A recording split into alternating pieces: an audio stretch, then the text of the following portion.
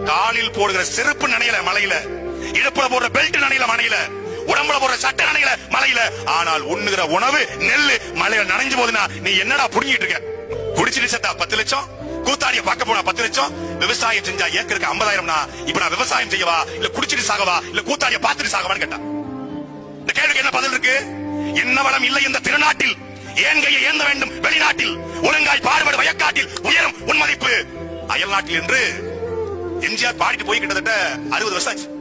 விவசாயி நெல்லுக்கு சரியான விலை கிடைச்சா அவன் நல்லா வித்துருவான், வித்துட்டா அவன் திருப்பி விவசாயம் பண்ணுவான், திருப்பி விவசாயம் பண்ணா அவன் வாழ்ந்துருவான், வாழ்ந்துட்டா நல்ல டிராக்டர் வாங்குவான், அவன் நல்லா இருப்பான். நல்லா இருந்துட்டா என்ன மைத்துக்கு திமுக ஓட்டு போடணும்னு கேட்பான்.